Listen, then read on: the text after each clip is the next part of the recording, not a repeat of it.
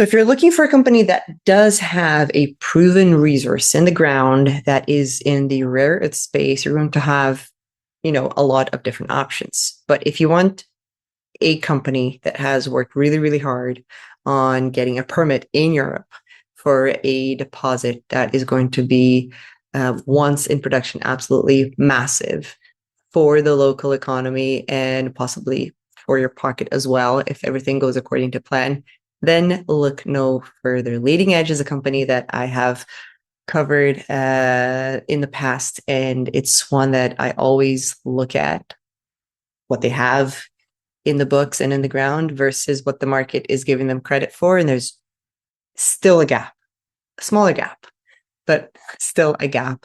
And I think in the next couple of years, after this big news of their permit, that gap is going to close. And I wouldn't miss on this, because knowing the management and board, I can tell you that, they're obsessed with value creation. And if you want to tag along for the ride, check out this conversation that I just had with their CEO. Kurt, welcome to the show. Listen, I want to jump straight in. I've covered the company before, and it's very close to my heart because I live in Europe. And so for my own selfish reasons, both on the investing end, but also on the seeing production back into Europe, I really want Leading Edge to succeed as a company, but most importantly, the projects that it has, I think, are super important for Europe. For the listener who's just watching this for the first time and doesn't quite understand what you have in the ground and what you've been able to prove up rare earths wise, could you just maybe give them an introduction into your currently flagship project, I guess? Yeah, so we have the Norra Kärr Heavy Rare Earth Elements project. We describe that as Europe's most advanced heavy rare earths project. It's globally significant in the volumes of dysprosium and terbium that it will produce. Our ambition is to have it in production within 4 years' time, so by 2030, which is the Critical Raw Materials Act timeline for making a meaningful contribution to domestically producing within the region what the EU consumes in terms of individual critical raw materials. I guess one of the comparators I would draw for people about the significance of Norra Kärr is that Lynas Rare Earths is one of the biggest rare earth companies outside of China, Australian based, but with processing facilities in Malaysia. Last autumn, they announced an expansion of their Malaysia facility. Their headline nameplate production figures were 250 tons of dysprosium oxide and 50 tons of terbium oxide. Norra Kärr has 248 tons of dysprosium oxide and 36 tons of terbium oxide, as well as meaningful contribution of yttrium as well. So that's what makes Norra Kärr stand out. I think the important thing to say is that often or not, when I'm speaking, clearly I'm the CEO of a junior mining company, so I want people to pay attention. But it's not me that's stating the significance of Norra Kärr. It's a Swedish Geological Survey that discovered it in the 1900s, designated it as national interest for rare earths in 2011, and then restated its importance specifically for heavy rare earths, which go into permanent magnets, energy transition or defense applications and other technologies, restated its importance when they were asked to comment on our application for the mining lease. And then with the decision that's come from the Swedish government on the 28th of June about granting the mining lease for Norra Kärr, the 25-year rights, the Minister, Ebba Busch, has again restated that Norra Kärr is one of those projects that will produce the heavy rare earths that Sweden and Europe need. That is so good to hear. So congratulations on that. I know it's not an easy process when it comes to permitting, especially in Europe. It's a very long process that needs a lot of moving parts, and most of the time the expectation from investors and the actual reality don't always meet. Can you maybe shed some light on what it means in order for the project to be further developed? Is this a matter of, okay, we're good to go, and it's more focusing on the financing side of things in order to get this thing off the ground? Or are there different steps in the process that still need to be completed? I think just to draw your attention to the permitting so far, because I think you're right.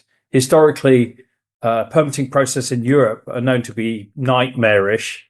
In our case, the the body of technical work that's been used to develop the application has met several different tests. So when you make the application, it goes out to consultation. It goes to the regional governments, of which we had to deal with too. They ask questions. They take in consultation responses from all stakeholders. They summarize the questions. They put those questions to the company through the mining inspectorate. We then respond.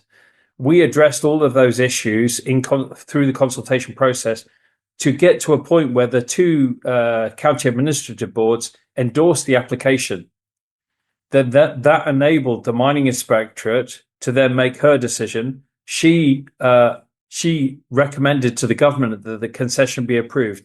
There was a minor technicality, I won't bore you with the detail, that meant it was her decision to hand the application to the government for a final decision, of which the government made the final decision. Minister Ebba Bush made the statement. So endorsement to the county administrative boards, recommendation of the mining inspectorate, a final decision by the Swedish government. So that's a real testament to the technical work that's gone in, but also the precision at which we have to make our case in terms of the regulations in Sweden.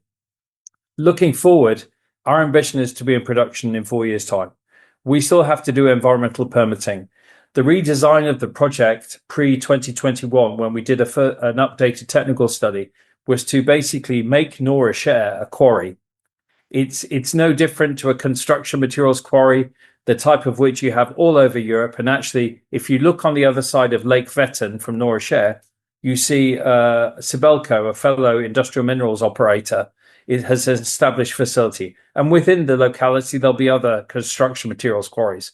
So all we're doing is excavating material, crush, grind, magnetic separation, that produces industrial minerals, principally nepheline cyanide, and then the mineral concentrate, which has the heavy rare earths in it. And that mineral concentrate will then go to a separate industrial facility to be located on an industrial site in the jurisdiction that is used to permitting and controlling those types of processes. So this is where we have sort of split the on-site, off-site activities such that they're suitable for the location and they're easy for the authorities to understand, permit and control. But really, Norra Kärr will have no significant impact on the local environment. This is the nature of a quarrying operation. We need quarries in all aspects of our lives to produce building materials, road construction materials, and what have you. And Norra Kärr is, clearly strategically important because of the heavy rare earths, and it's going to these applications that society needs. So 4 years to production, more work to be done. It's one of the benefits of our project is there's 15 years of technical work from 2011 to where we are today. And I want to challenge our team to leverage that work, to not reinvent the wheel, to see what we can deliver in the most expedited timeframe technically. And then it's for me to say to the Swedish authorities, this is what we can do technically. If we produce these heavy rare earths today, there will be people buying them off us because of the crisis in supply and China's export restrictions.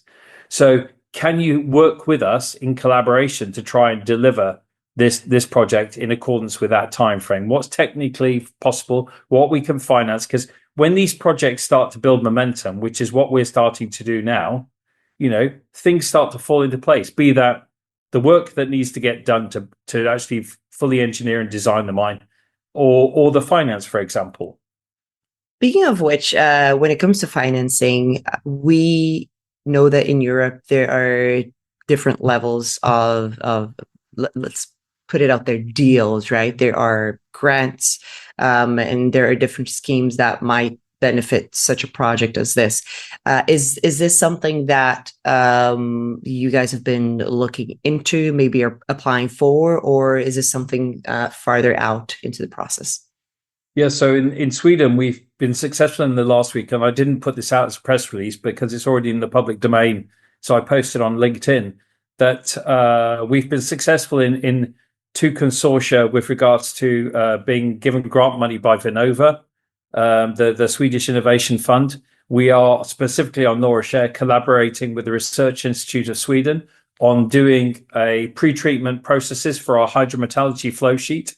We have a flow sheet from 2015, but we need to do further refinements of that. And so we're able to make applications, to work with the right organizations who have the technical competence and the equipment which you need to be able to do this specific work to de-risk the flow sheet further.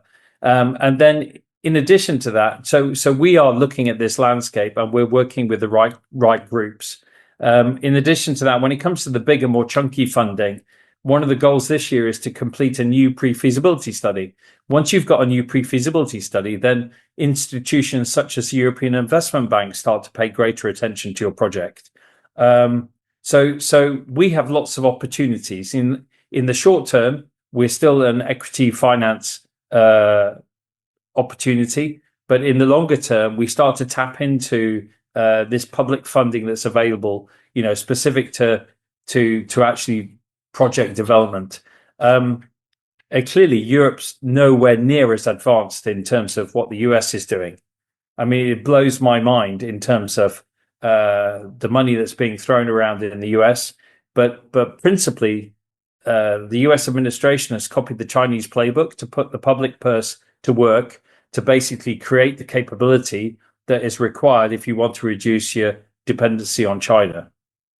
Yeah, absolutely. We've been seeing headlines for, I want to say almost, I think 2 years now of, both government and military alliances being made to, I guess, make sure that North America has all the minerals, critical minerals that it needs going forward. And I think what we've seen from Europe is a level of interest and sometimes the ability to actually follow through on the practical side of it is a lot more complex, obviously, with all the different nations that are involved in decision making, etc. But how do you see Europe today, Kurt?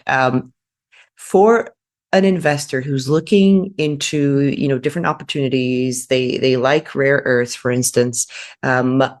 What would you say to people to be aware of when they're looking into Europe versus, a project? I was going to say similar to this, but it's very hard to find a project similar to Norra Kärr anywhere else in the world. Well, I think, we are in tier 1 jurisdiction in Sweden with regards to mining heritage. The ecosystem with regards to mining in Sweden is second to none. The ability, but in terms of equipment manufacturers, engineering, environmental understanding, all of these things, Sweden is a world leader. You also get the benefit of being able to basically plug a mine into the grid in Sweden because the country is powered by renewables. So therefore, you're reducing your CO2 footprint. Those are some of the sort of the key attributes. I think what we have, especially in the last few years, is Critical Raw Materials Act coming in 2024. That places responsibility on all member states to deliver critical raw materials. So in whatever way that they can, to work towards creating the supply, which then supports the resilience of the European industrial machine. I see the Minister Ebba Busch. This government in Sweden has been very much around speeding up permitting so that Sweden has a competitive leadership position amongst nations. And I've seen nothing but positives from this current government. So we have that positive policy environment in Europe, action being taken by the government. What we're still lacking to some degree is the money. That's the principal thing. That's where the US is taking a lead, and it's basically a land grab. I mean, I have been slightly shocked to see what I would describe as US acquisitions of European rare earth real estate in recent weeks and months. So just the latest one is New Energy Fuels. Energy Fuels out of the US has bought Vacuum Schmelzer. It was majority owned by a US private equity firm, but they've now acquired Vacuum Schmelzer. And then you had USA Rare Earths. They bought Less Common Metals, a metallization business out of the UK, who are expanding into France. So Less Common Metals is now under US ownership. And also USA Rare Earths has bought into Caresta, which is one of the relative startup refiner separators.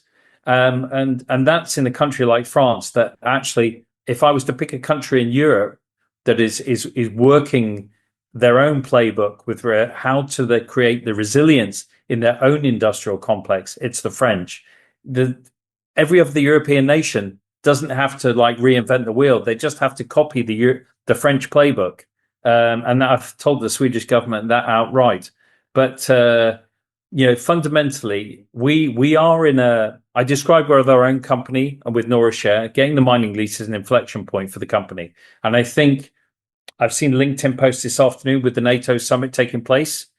There's another, I forget the $50 billion or 50 billion euros being put aside for critical raw materials, be that the supply chain, feeding the war.